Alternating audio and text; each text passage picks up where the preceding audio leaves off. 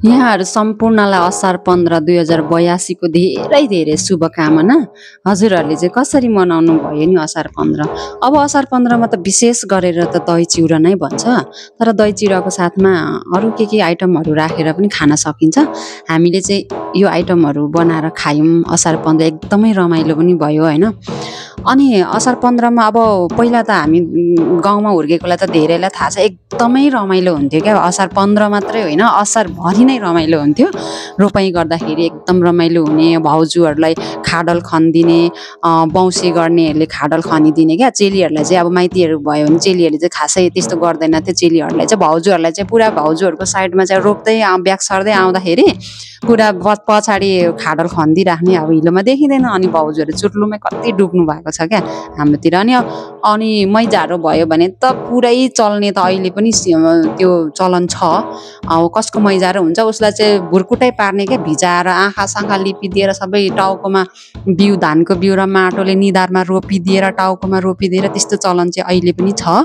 अनि अब पहिला चाहिँ बेठी लगाएर रोपाइँ गर्थेन अरे कति ठाउँ, अहिले पनि होला, तर मैले चाहिँ त्यो चाहिँ भेटिनँ। हाम्रो बाउबाजेको पालामा चाहिँ बेठी लगाएर रोपाइँ गर्ने चलन पनि थियो अरे। अनि असारमा एउटा रोचक कथा चाहिँ मलाई बाजे बोजूले के सुनाउनु भएको थियो पहिला भने, एकजना चाहिँ जिमल क्या, अब हुन्छ नि धनी हुनुहुन्थ्यो अरे। अनि धनी मान्छेहरू थाहा छ लोभी नै हुन्थेछ क्या पहिला पनि। अनि उसले चाहिँ जहिले उसको त अब धनी मान्छे, उसको त धेरै नै खेती हुन्थ्यो। अनि खेतालाई चाहिँ थोरै खोज्ने अरे क्या, काम गर्नेहरू चाहिँ थोरै खोज्ने, अनि बेसरी काम लगाउने। अनि त्यतिखेर पनि त्यस्तै गरे अरे क्या।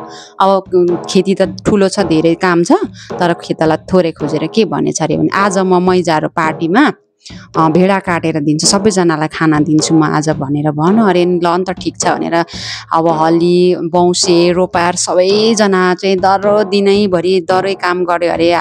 अनि डङ गन्ध पनि चल्दैथियो क्या, भेडाको अब भुत्ला डढेको खालको गन्ध चलिरहेको थियो अरे। खेतैमा पुग्यो अरे गन्ध पनि। ल आज चाहिँ दह्रै दिने पर्यो बुढोले भन्दै काम गर्दै थियो अरे होइन।